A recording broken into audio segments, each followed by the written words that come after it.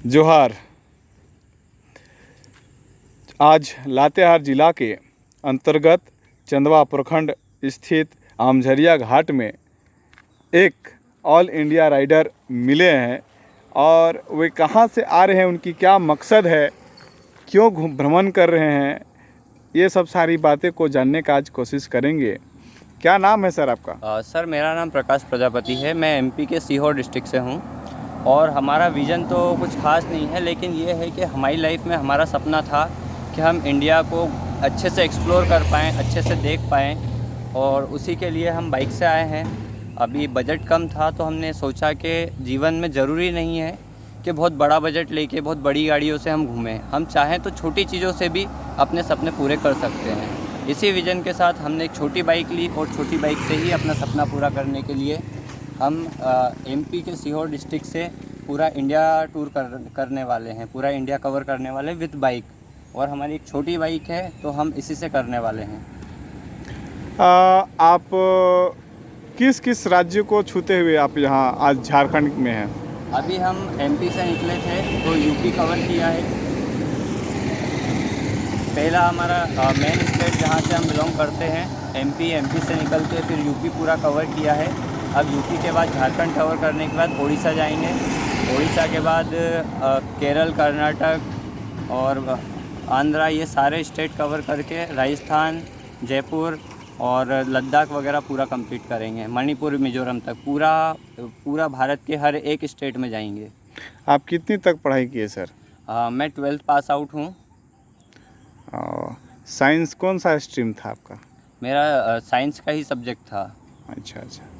आप ये बताइए कि आज जो युवा बहुत रफ़ गाड़ी चलाते हैं, आप राइडर हैं ना, विदाउट हेलमेट, आपको देखिए कि आप हेलमेट लगाए हुए थे, आपके पीछे जो भी हेलमेट लगाए हुए थे, हेलमेट की वजह से काफ़ी लोगों की मृत्यु होती है, उसको आप किस तरह से देखते हैं सर? कि सर हेलमेट ना होना मृत्यु का कारण है। हेलमेट होना एक सेफ्टी पर्पस है और हेलमेट होना ज़रूरी है सभी पर्सन के लिए, चाहे वो राइडर हो या नॉर्मल व्यक्ति हो, क्योंकि सेफ्टी फर्स्ट पर्सन।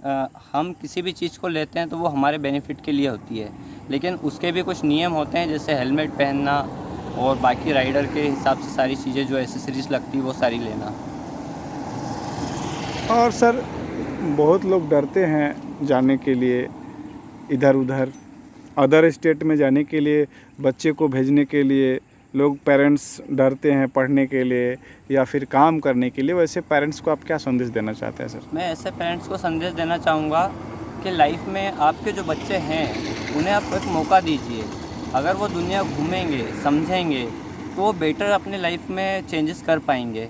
आज कुछ युवा हैं जो मेरे ही साथ वाले हैं, मैंने कम से कम 50 से ज़्यादा लोगों को अप्रोच किया था इस बाइक राइड के लिए, लेकिन मुझे कोई एक भी नहीं मिला, क्योंकि कहीं फैमिली प्रॉब्लम आता है, कहीं मनी प्रॉब्लम आता है, कहीं टाइम का प्रॉब्लम आता है, तो उस वजह से कोई भी नहीं आया। लेकिन अंकल को मैं लेके आया हूँ। अंकल घर से थोड़े से फ्री थे तो इनको मैंने बोला कि आप मेरे साथ चलिए, क्योंकि सिंगल पर्सन थोड़ा सा टफ हो जाता है,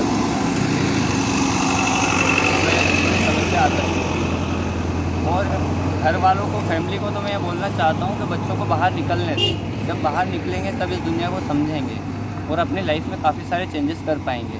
आज मैं जहाँ पे था, मेरी एक शॉप थी इलेक्ट्रॉनिक की, मैं अच्छा खासा बिज़नेस करता हूँ, मुझे कोई इशू नहीं था कि मैं पैसे नहीं कमा पा रहा था, लेकिन मेरा सपना था आज मैं बाहर घूमूंगा, बाहर की चीज़ों को समझूंगा तो अपने सेल्फ बिज़नेस को भी इम्प्रूव कर पाऊँगा।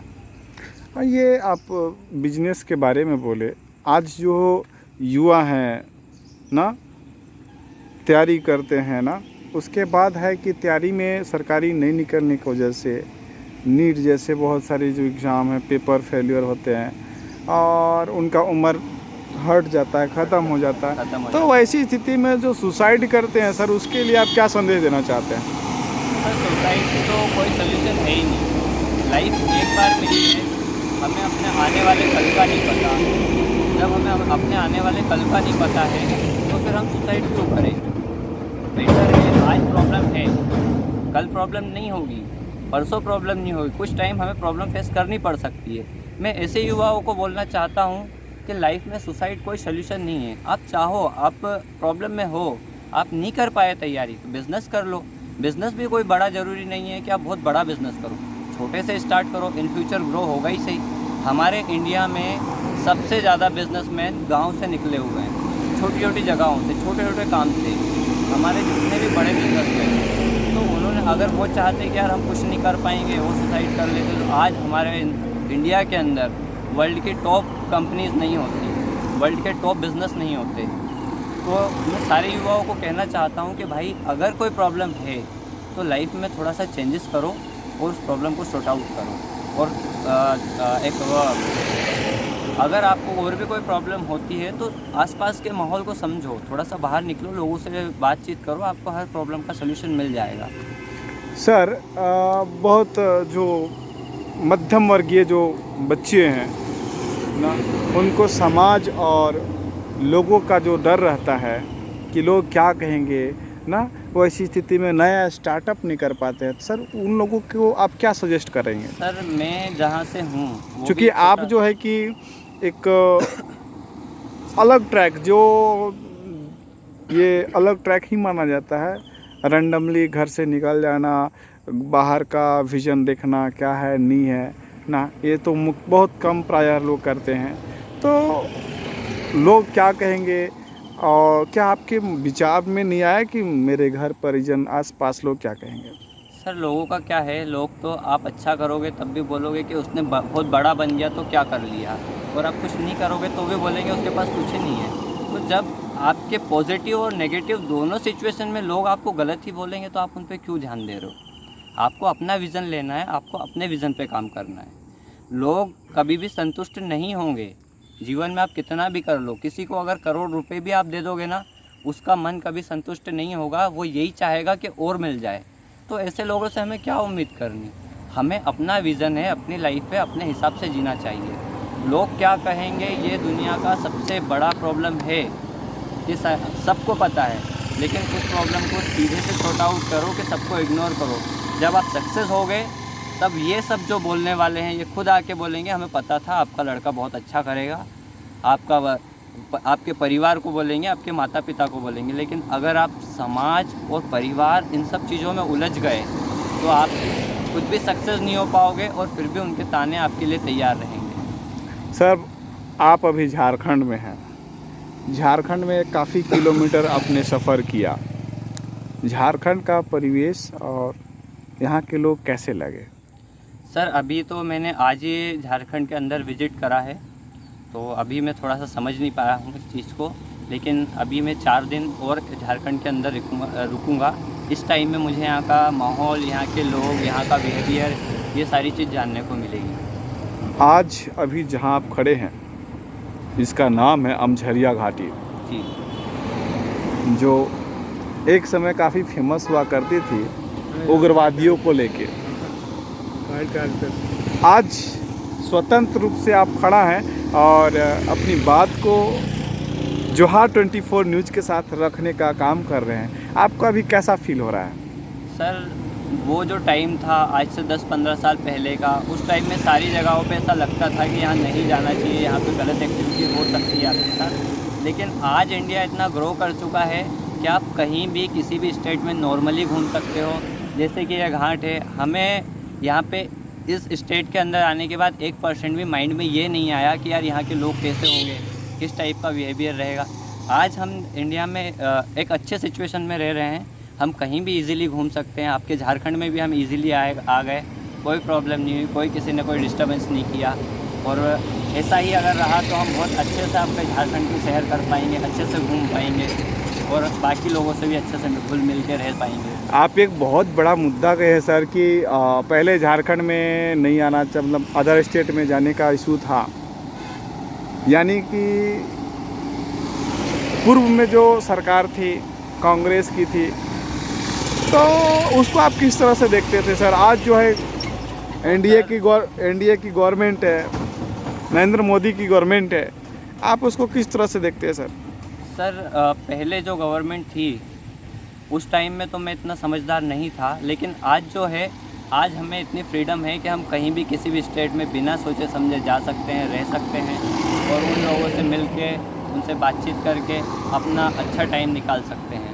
एनडीए की गवर्नमेंट है, अच्छी बात है, कांग्रेस की थी वो भी अच्छी बात थी, लेकिन आज हमें जितना सुकून हमारे देश के अंदर है ये हमें पहले कभी फील नहीं हुआ था। मतलब जो पहले तो हमारी भारत देश में इंडिया की सरकार नहीं थी, है ना, पहले कांग्रेस की सरकार था।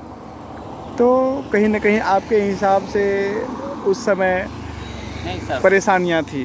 उस समय परेशानियां भी थी। उस समय एक स्टेट से दूसरे स्टेट में जाने में थोड़ा डर भी था, माहौल भी कुछ ठीक नहीं रहता था। लेकिन आज ऐसा नहीं है, आज बहुत कुछ चेंजेस हुआ है और आज हमारे इंडिया का यूथ जो है वो भी एक्टिव यूथ है। उस टाइम पे फैसिलिटीज़ थोड़ी सी कम थी, इसलिए यूथ भी थोड़ा डरता था। लेकिन आज हमारे इंडिया के अंदर सारी फैसिलिटीज़ हैं। आज की जो गवर्नमेंट है उनने अच्छी चीज़ें दी है। फाइनली आप क्या सजेशन देना चाहेंगे जो यूथ हैं? फाइनली मैं ये सजेशन देना चाहता हूँ यूथ के लिए कि देखो, घर में बैठना किसी भी लाइफ में चेंजेस करने का सलूशन नहीं है। मैं चाहता हूँ कि मेरी तरह आप भी घर से निकले। ज़रूरी नहीं आप इंडिया के अंदर घूमें, राइड करें, बाइक लें, आप ट्रेन से भी जा सकते हो। कहीं भी जो भी आपको सूटेबल लगे, नॉर्मल लगे, उस चीज़ से आप इंडिया घूम सकते हो। और इंडिया घूमने का आज आपको लगेगा कि यार मैं अपना टाइम दे रहा हूँ, मैं अपना पैसा वेस्ट कर रहा हूँ, लेकिन ये कहीं ना कहीं पूरी लाइफ के लिए बेनिफिट वाली चीज़ है। क्योंकि जब हम अपने ही तरह बाकी लोगों को देखेंगे, समझेंगे, तब हम अपनी लाइफ के लिए, अपनी फैमिली के लाइफ के लिए, अपने एनवायरनमेंट की लाइफ के लिए, अपने स्टेट की लाइफ के लिए बहुत कुछ चेंजेस कर सकते हैं। प्रकाश जी, आप ये बताइए कि आप इतना दूर ट्रैवल किए, इन केस कहीं पे एक्सीडेंट हुआ तो आपके लिए बैकअप प्लान क्या है? इन केस अगर एक्सीडेंट हुआ तो बैकअप प्लान में तो फैमिली है। बहुत सारे लोगों को मेरी करंट लोकेशन पता रहती है, सबको मैं अपने करंट लोकेशन दे के ही चलता हूँ जब भी कहीं से निकलता हूँ एक जगह से दूसरी जगह के लिए। तो बैकअप में तो वही है। बाकी आज के टाइम में कहीं भी किसी भी स्टेट में अगर कोई भी ट्रेजेडी होती है बाय डिफ़ॉल्ट, तो उस कंडीशन में आप इजीली किसी भी आसपास के थाने से कांटेक्ट करके इजीली हॉस्पिटल जा सकते हो, उसमें कोई प्रॉब्लम नहीं रहती है। अभी तक आपको क्या क्या परेशानियां का सामना करना पड़ा? अभी तो रहने का ही थोड़ा सा प्रॉब्लम रहता था, क्योंकि हम अदर स्टेट से हैं तो लोगों को लगता था कि यार कोई इलीगल एक्टिविटीज़ ना कर दें, इस वजह से थोड़ा सा रहने का प्रॉब्लम रहता था। और दूसरा खाने पीने का रहता है, क्योंकि सब जगह हमारे लिए खाने के लिए अवेलेबल चीज़ें नहीं रह पाती। चलिए, आज आपके साथ जो आपके चचा हैं, क्या नाम है चचा जी? साथ में चल रहे हैं आज़ाद सिंह ठाकुर। आप ये बताइए चचा कि आप जो है कि मेरे को तो सर नॉलेज नहीं है पूरा। कोई नॉलेज नहीं है, आप तो ज़बरदस्त जो है कि बाइक से राइडिंग कर रहे हैं। पढ़े लिखे भी नहीं है। पढ़े लिखे नहीं हैं। चचा ये बताइए कि आपको ये कहाँ से मतलब आया? वो तो अब आ गया, उसने किया, कहने लगा कोई नहीं यार चाचा मेरे साथ। अच्छा तो मैंने चलो मैं चलूँ तेरे साथ, अच्छा मैंने तेरी देखभाल कर सकता हूँ। अच्छा अच्छा हाँ, ये रहेगा और क्या। अच्छा अच्छा अच्छा। आप क्या करते थे घर में? किसानी। किसान करते थे। तो किसान करते थे, अभी किसान का समय है, आप क्या कर रहे हैं? छोटा भाई है ना, अच्छा उसे कह दिया कि अब तुम ही करना। अच्छा अच्छा। छोटा भाई को आपने बोल दिया कि आप जो है कि खेती आप करो। चलो ठीक है, ये मानते हैं। प्रकाश जी जो है कि अभी यूथ है, उनके संभवतः इनकी शादी नहीं हुई होगी, तो आपकी तो सब कुछ परिवार है। अपन ने भी छोड़ दिया। हाँ, छोड़ दिया। क्यों क्यों ऐसा क्या हो गया? अरे फैमिली प्रॉब्लम हो गई थी। Family problem. तो अपनी वाइफ को क्या कहना चाहेंगे जो 24 न्यूज़ से? अरे ये क्या करना चाहिए, यही चीज करना चाहते थे अपन के अच्छी तरह रे, मगर वो अगर वो आना चाहेगी तो क्या नहीं ला सकते। अब नहीं ला सकते। क्यों? 8-10 साल पुरानी। क्या उसकी शादी दूसरी जगह होगी क्या? हो गई, हो गई। हो गई होगी। क्या बात है। चलिए, बहुत अच्छा लगा आपसे मिलके। क्या नाम हुआ आपका? पूरा नाम? आज़ाद सिंह ठाकुर। आज हमारे साथ